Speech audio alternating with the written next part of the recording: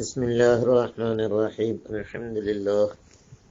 അല്ലാഹുമ്മ സ്വല്ലി അലാ മുഹമ്മദ് വഅലാ ആലിഹി വസഹ്ബിഹി അജ്മഈൻ. അമ്മാ ബഅദ്.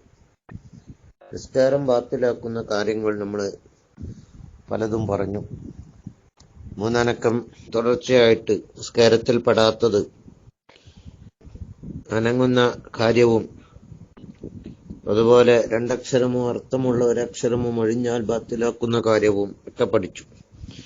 ഇനി നോമ്പ് മുറിയുന്ന എന്തൊരു കാര്യവും നിസ്കാരത്തിൽ ഉണ്ടായാൽ നിസ്കാരം ബാത്തിലാകും.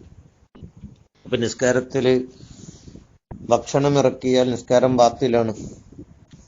അത് ഒരു ചെറിയ ഭക്ഷണമാണെങ്കിലും, ഇപ്പൊ പല്ലിന്റെ അടുക്കലോ മറ്റോ ഒക്കെ ഉള്ള ഭക്ഷണം നിസ്കാരത്തിൽ ഉള്ളിലേക്ക് എത്തിയാൽ നിസ്കാരം ബാത്തിലാകും എന്ന് മനസ്സിലാക്കാം.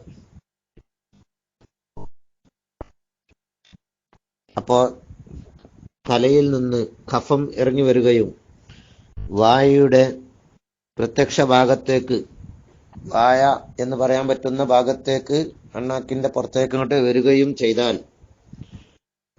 എന്നിട്ട് അത് അങ്ങ് ഇറക്കിപ്പോയാൽ നിസ്കാരം ബാത്തിലാണ്. അപ്രകാരം ഊന് പൊട്ടിയോ മറ്റോ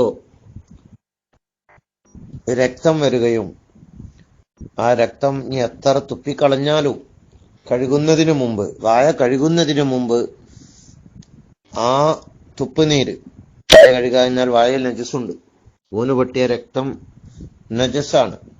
വായ കഴുകുന്നതിന് മുമ്പ് അത് ഇറക്കിയാൽ നിസ്കാരം ബാത്തിലാണ്. മറ്റൊന്ന് വെറ്റില പോലത്തത്, ഇതിന്റെ ചുവപ്പ്, തുപ്പിനീരോട് കൂടെ കലർന്ന ചുവപ്പ്, അത് ഉള്ളിലേക്ക് ഇറക്കിയാൽ നിസ്കാരം ബാത്തിലാണ്.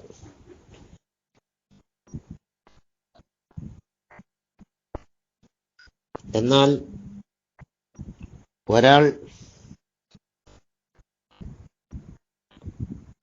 അറിയാതെ ഇറങ്ങിപ്പോയതാണ്, അവന്റെ കഫമോ മറ്റോ അറിയാതെ ഇറങ്ങിപ്പോയി, അവൻ തുപ്പാൻ അവൻക്ക് ശ്രമിച്ചിട്ടും സാധിച്ചില്ല. അങ്ങനെ അറിയാതെ ഇറങ്ങിപ്പോയതാണെങ്കിൽ, അല്ലെങ്കിൽ അവന്റെ പല്ലിന്റെ അടുക്കലുള്ള ഭക്ഷണം അറിയാതെ അങ്ങ് ഇറങ്ങിപ്പോയി, അതിനെ വേർതിരിച്ച് തുപ്പിക്കളയാൻ സാധിച്ചില്ലെങ്കിൽ അവിടെ നിസ്കാരം ബാത്തിലാവുകയില്ല. ഒരാൾ നിസ്കാരത്തിലാണെന്ന് തന്നെ ഓർമ്മയില്ലാതെ